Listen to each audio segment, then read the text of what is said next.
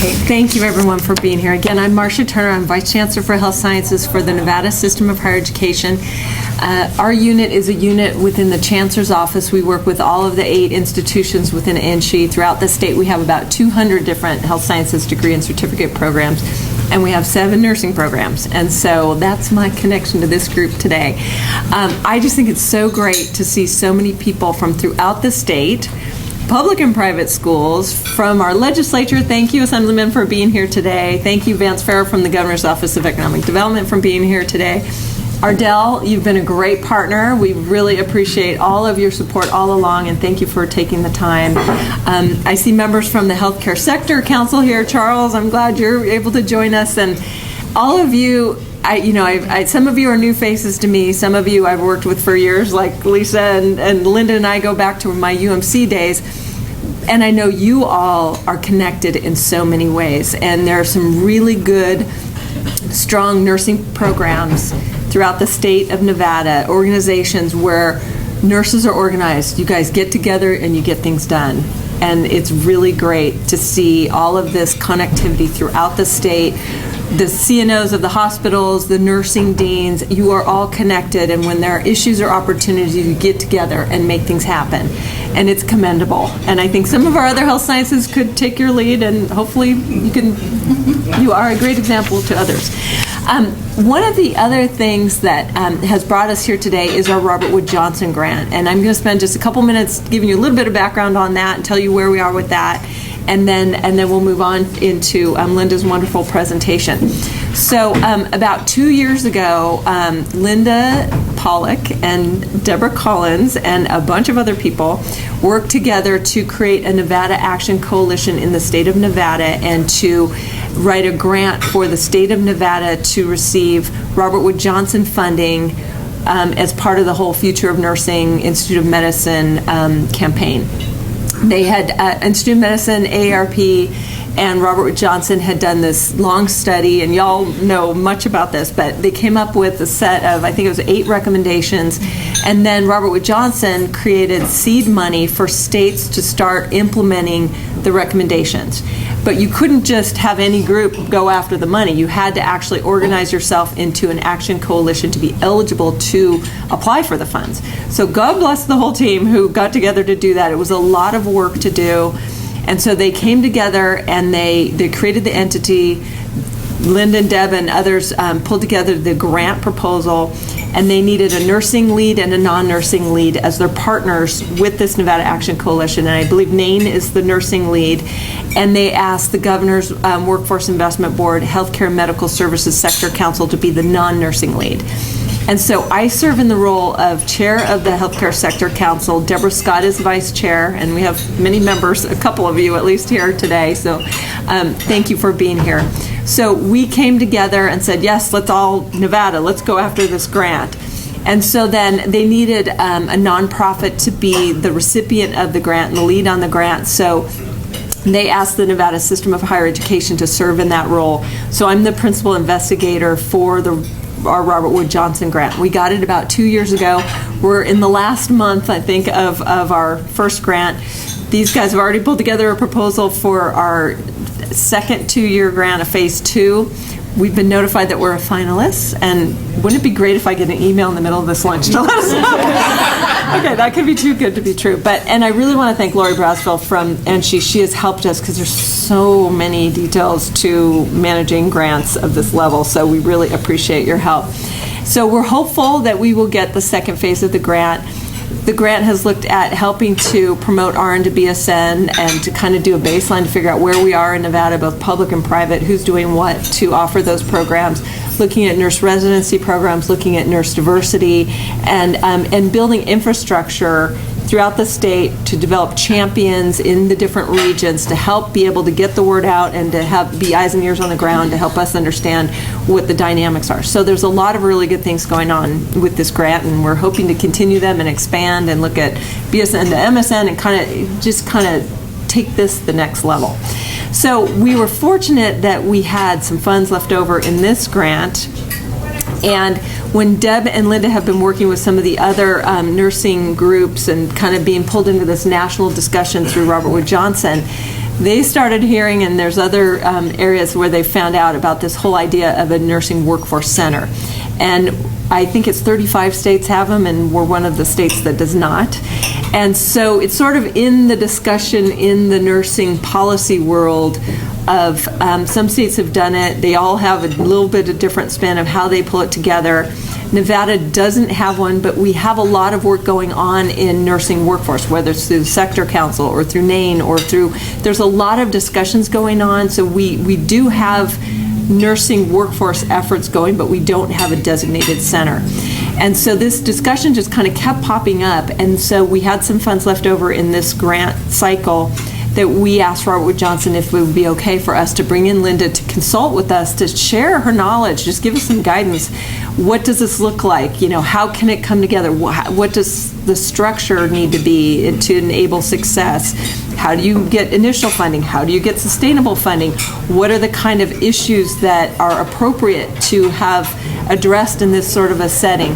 Just so that we could have a discussion to figure out if this makes sense for Nevada, is now the right time to do it? What are the steps between here and what it could ultimately be, so that we can kind of see what it is, so that we could have an organized discussion around making some decisions in our state of, does it make sense for us to move forward, and what are the logical next steps to engage in the discussion, to really think about it, because you don't want to jump to solutions and do something before you're ready to do it, and in a not thoughtful way. So we were lucky to have the funding from Robert Wood Johnson to be able to bring Linda in, and to be able to bring some of you in from Northern Nevada and even Elko, and because it's just better to have everybody face to face. But we are videotaping it so that anybody who's not able to be here today can hear Linda's speech. And with that, I'm going to turn it over to Linda. But before I do, she is a wonderful person. She was part of the creation of the state of Washington's Workforce Center. She has a wonderful nursing background and nursing leadership background, has received many awards in those capacities, and she has run their center for 11 years. So she's got a lot of knowledge and wisdom to share. So I will turn it over to you, Linda. Thank you so much for coming to town. Thank you so much. Well, please, I'm happy to have everybody have their lunch. Don't worry about any kind of noise. It is really great to be here, and if I had known I was being videotaped, I would have been blonde, 38, and much thinner than I am. So next time I'm going to check that. So it's really great to have everybody here. You've got a packet that Deb and Linda put together, and there is a map in there that they were talking about, the map that shows where the centers are and where there's some in planning and where they're not. And there's another document in there I'm going to reference that I put together, but I want to tell you how thrilled I am to be with you and how much I appreciate your taking the time to be here. I know you're busy. I know for some of you it was significant travel.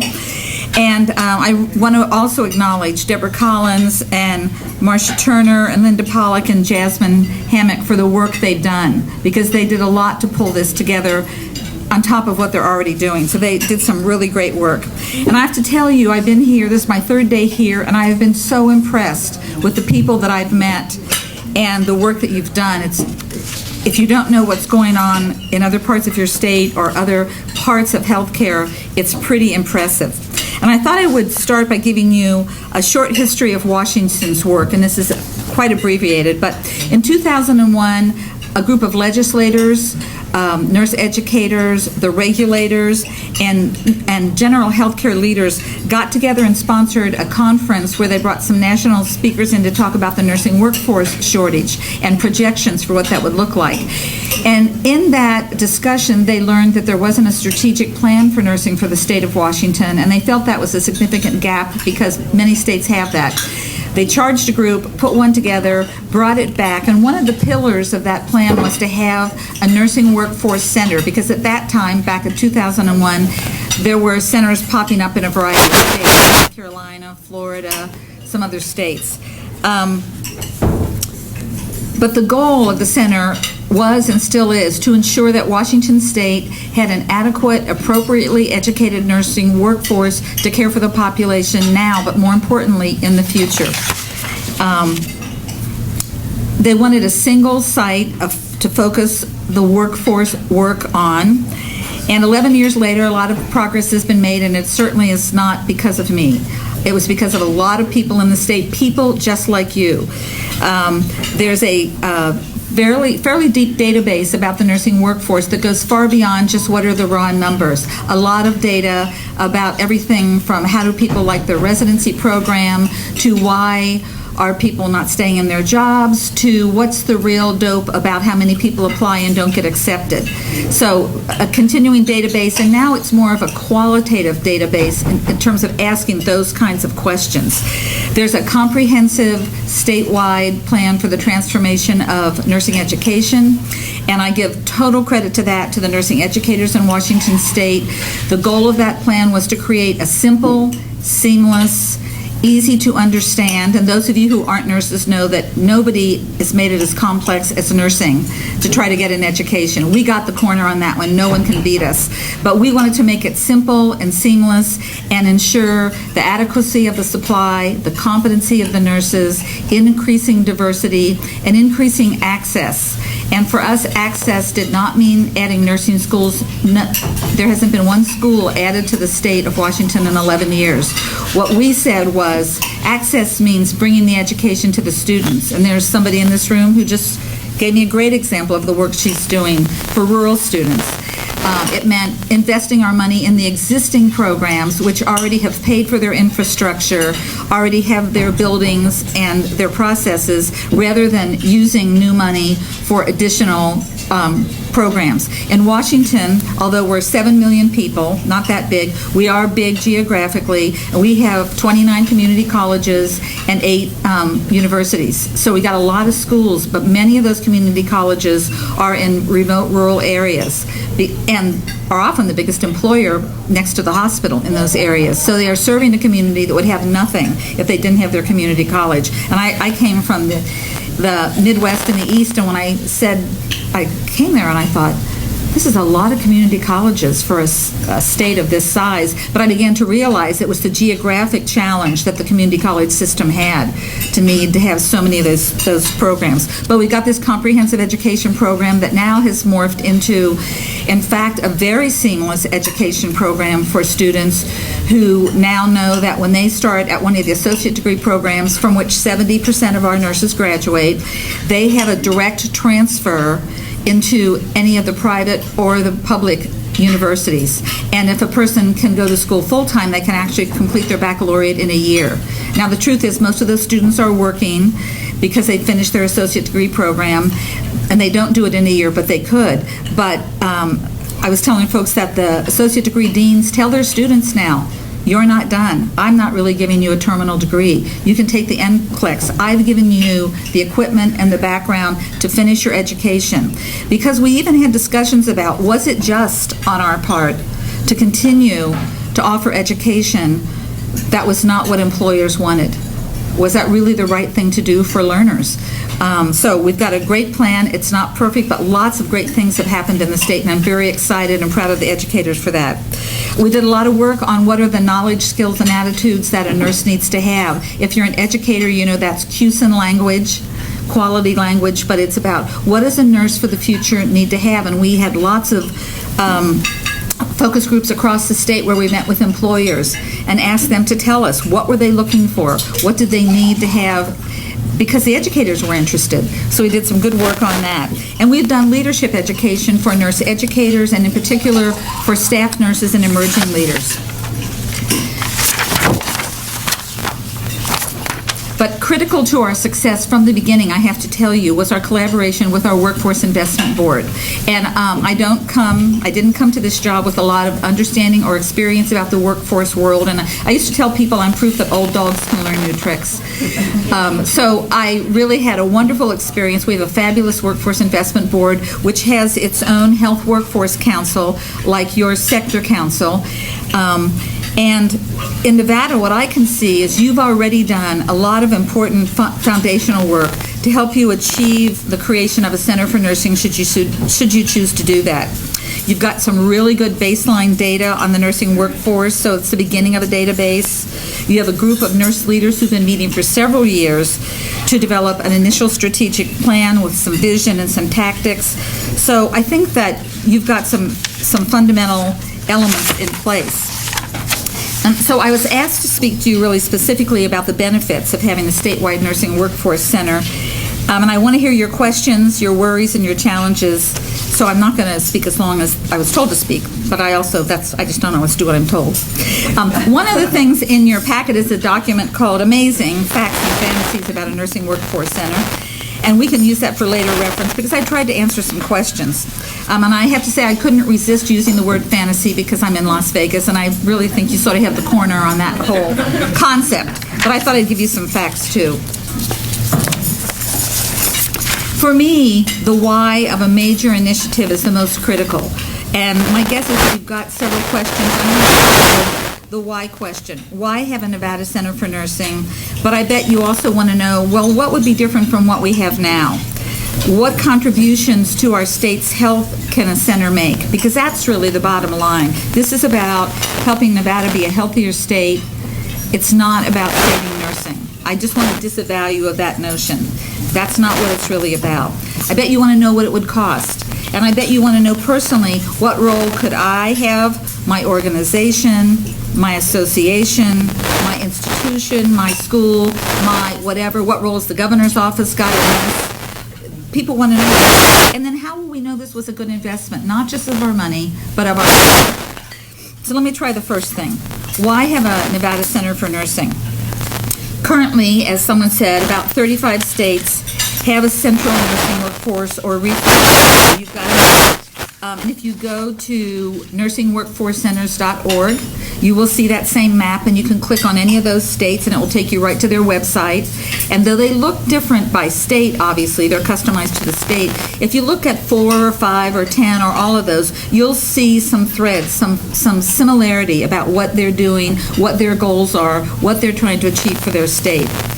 The longer a state has had a center, the more value that's been realized by employers who want data and information on work environments that attract and retain the best nurses, by legislators who want accurate data from both their own state and the national level. I have to say, in Washington, we were really adamant about this.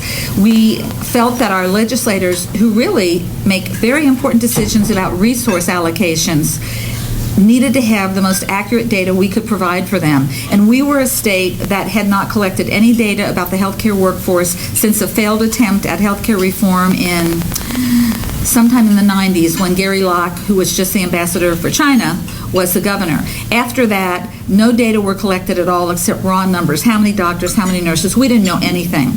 So we were really data poor. And the legislators were making their decisions on what they needed to fund, particularly about education, sort of the best they could.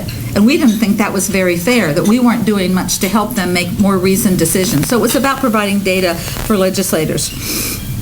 We know that educators want data and information on educational transformation so they can prepare the nursing workforce for the future and not the past.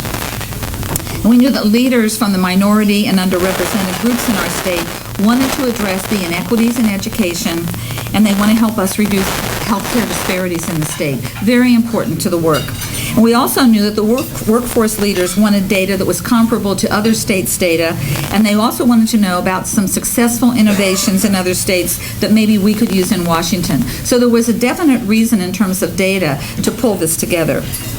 But importantly, the nursing centers function as a neutral, a politically, religiously, organizationally neutral body that often convenes parties who otherwise are not the most friendly to each other sometimes, but they can come together around a problematic issue or an exciting opportunity, and we felt that was really a bonus. If the higher education people, if labor, if an employer convenes a meeting of these same parties, sometimes there is some bias about what's really the agenda. Why are they pulling us together? The centers don't lobby because most of them are 501c3s, and so they're politically neutral.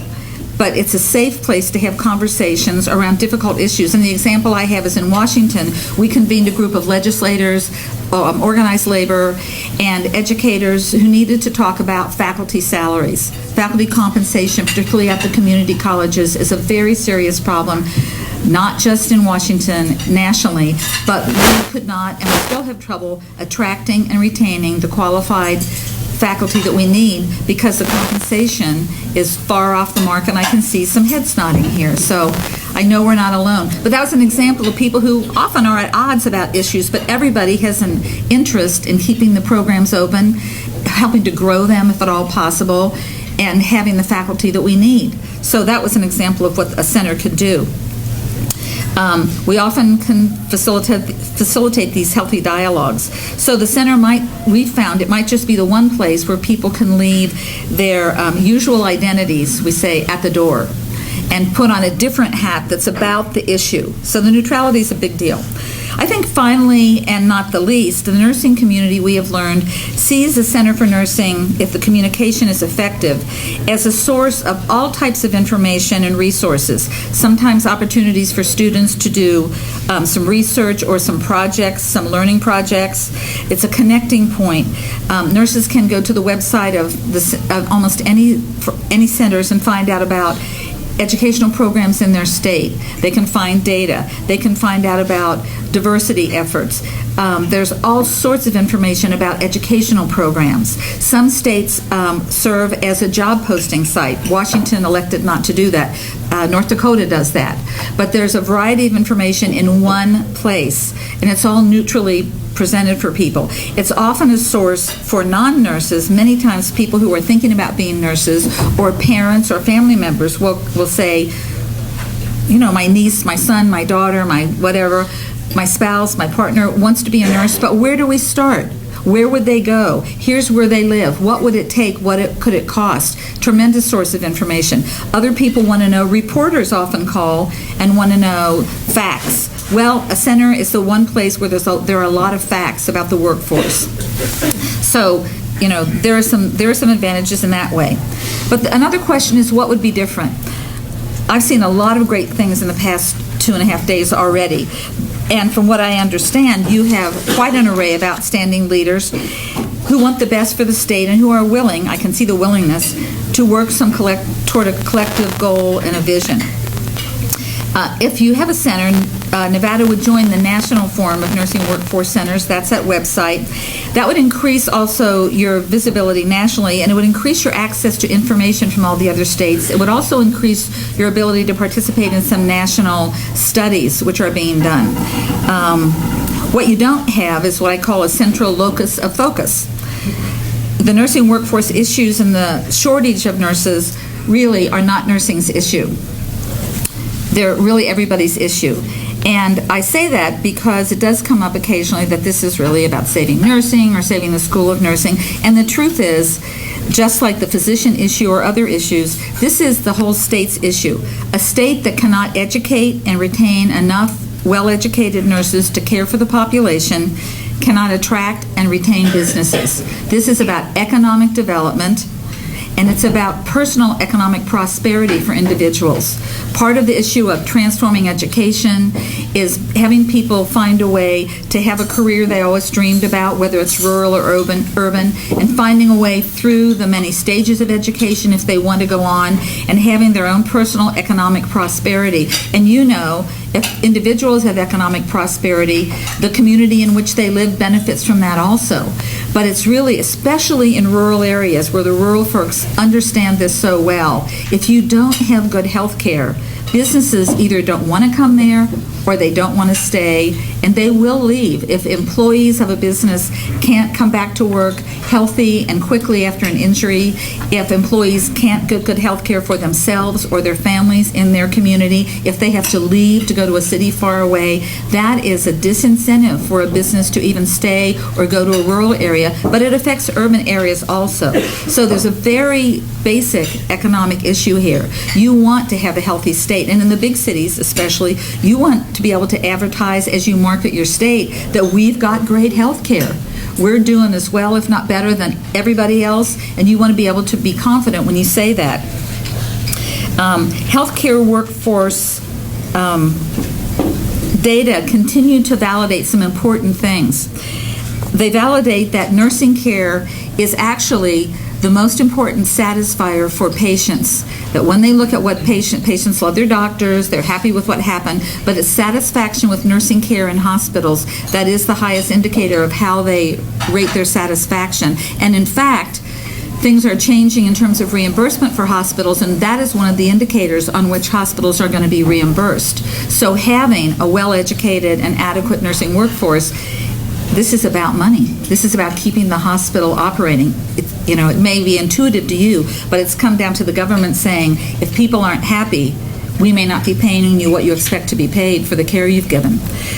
Secondly, there's additional data that's been collected beginning about 10 or 15 years ago that continues to be gathered that validates that mortality and morbidity is the amount of sickness actually, mortality and morbidity and the length of stay in hospitals improve when you have a higher percentage of bachelor's prepared registered nurses working in hospitals.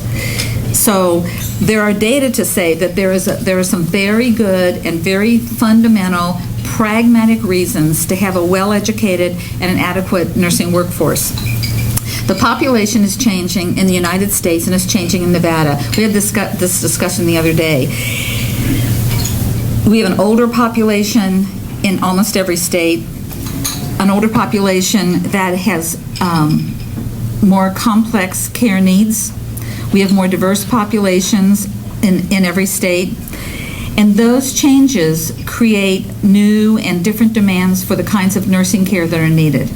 We are always going to need nurses in hospitals in the acute care settings. There's no doubt about that. But when you have an older, more diverse, and sicker population, you have people who have much greater needs for learning how to handle chronic disease. Chronic disease is the disease you're always going to have with you. How to handle chronic disease, how to manage their medications, how to know when there's something awry and they need to ask for help. Families need all this information and more. How do they know when their family member needs help? How do they know when they're doing? How do they help restore them to their highest level of function? And it's nurses who learn how to do that. So while the population's changing, the argument is that nursing has to change too to respond to what the population of the state needs. How are you going to know this is a good investment, whether it's your time or your money?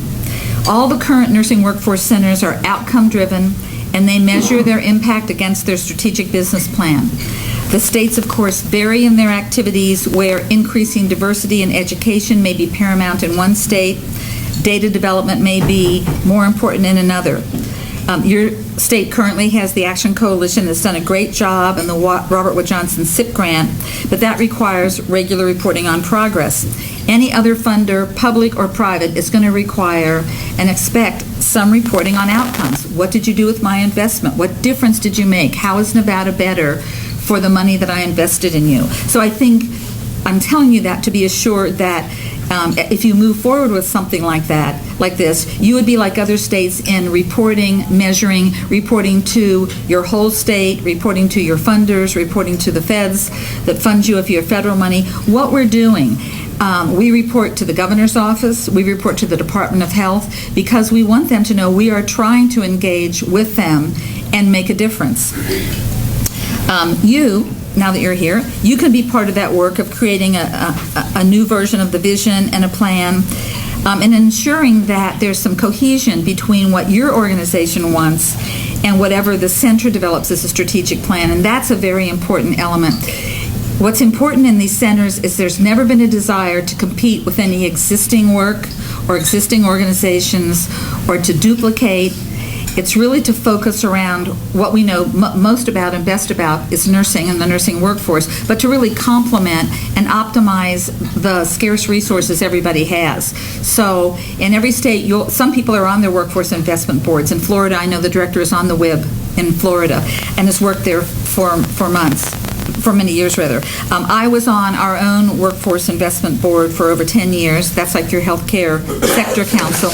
And that really gave me the opportunity to educate individuals who really didn't have enough or accurate information about nurses' work or nurses' education. But I also became a source of accurate data for the members and a neutral voice sometimes about nursing issues. On our council, we had a nurse who was the president of SEIU, 1199 Northwest, very big labor union in Washington, represents about 20,000 nurses.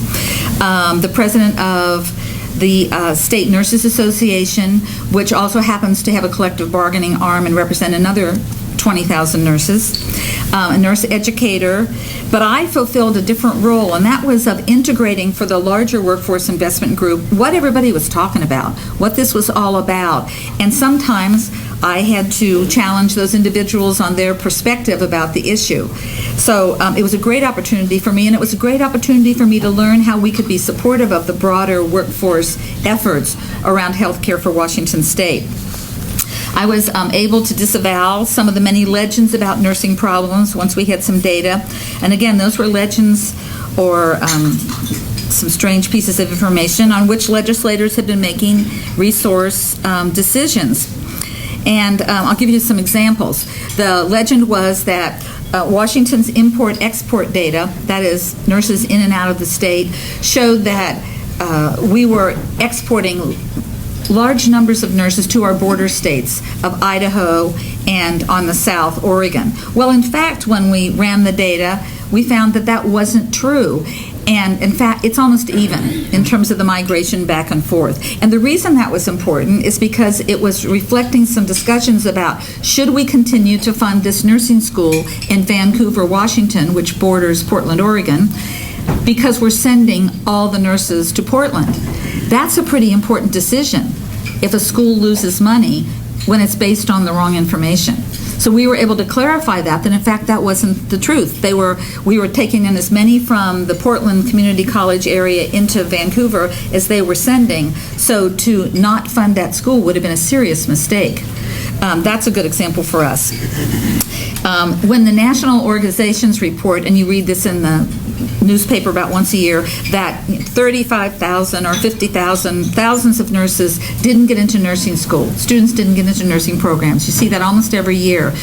Well, we weren't really sure about that, and we were able to separate out a very important part of that data, the data about how many people apply to more than one school.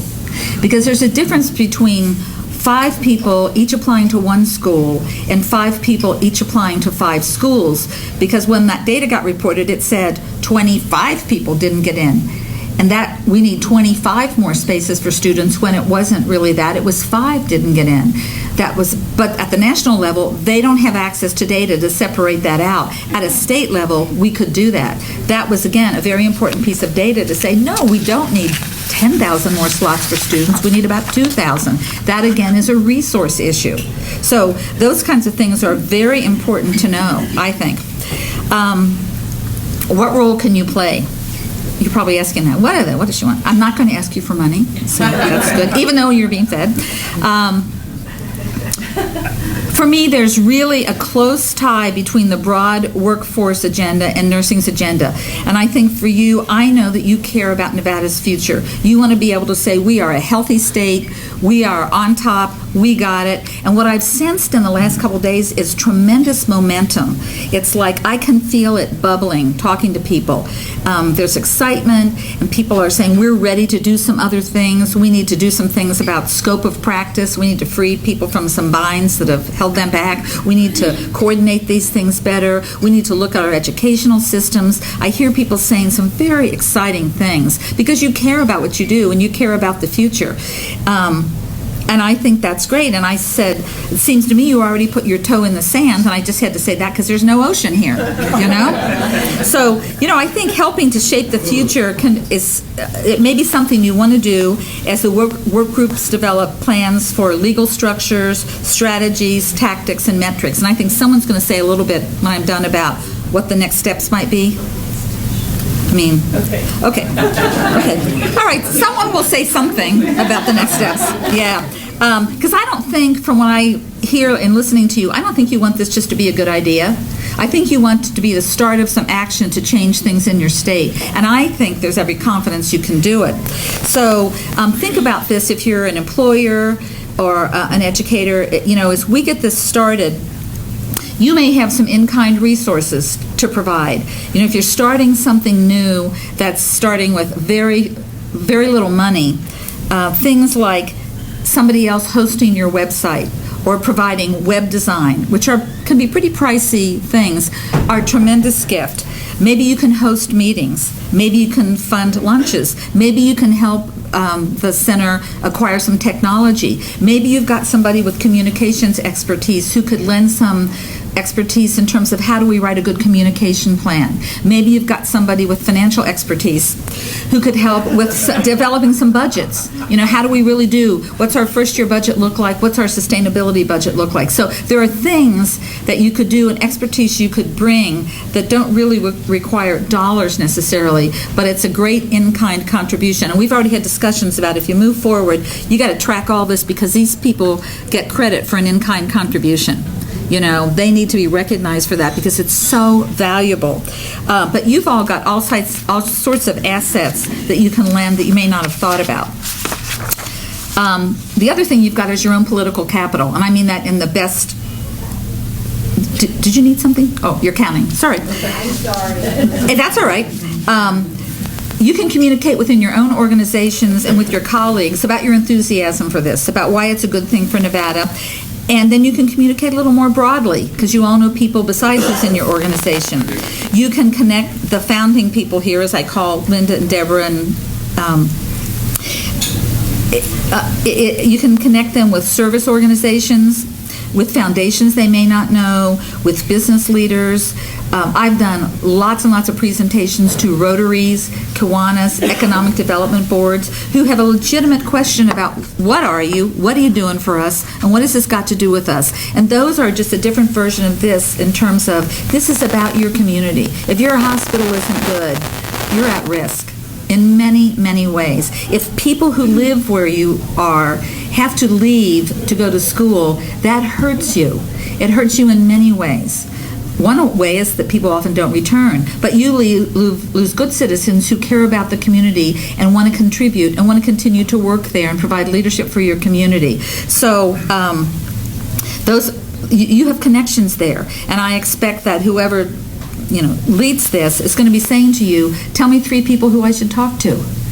And then you have these conversations, and in those conversations people say, here's somebody else you should talk to. Because one of my arguments is, okay, if you're here, raise your hand if you're a nurse. And raise your hand if you have a family member or a friend who's a nurse. There you go. Now raise your hand if you know a nurse. Nobody didn't raise their hand. Everybody has some connection, and you find that. So that's a great help to you because people understand what nurses do, at least from their own experience. You know that nationally, every year for the past 12 years, nurses are the most trusted professional in the country, except 1 year, and that was?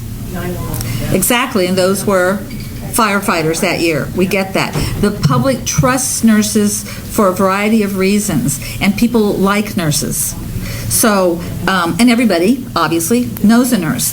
That helps you a lot when you're trying to tell a story, and make a connection. I think the other thing is, in terms of political capital, I think at some point somebody will ask you for your formal endorsement on your organization's letterhead. Again, that may not be money, but we endorse this, or we endorse it on an application for some seed money grant. That's really important. But your professional reputation means a lot. People look at you and you've got relationships and they trust what you tell them. And when you say, I think this is a pretty good thing we should be looking at, that's political capital that has a value that I can't even tell you the worth of. So, long story short, is this a lot of work? Oh, indeed it is. And I have to say to Deb and Linda and Marcia that one thing is their heads are sort of spinning after these past couple days to remember that I'm talking to you after 11 years. And the first year, we were laughing about this, the first year I would go and talk to people and I felt like I had nothing to say to them. I didn't have a product to give them. I had the hopes and dreams and the aspirations of a lot of people who were supporting this as a good thing for the state of Washington. I was just trying to get the engagement. But I was thinking, I'd love to know what I even said in that first year, what I even said in those meetings. And even for funders, it was a harder story, although funders tend to understand these sort of oblique, obtuse, amorphous kind of things because they understand about what people feel passionate about. So it's a little easier there. But it's a lot of hard work. But I'd ask you, is Nevada worth it? And I think it is. And I would say that's a fact and not a fantasy. Well, thank you. Why don't you go ahead?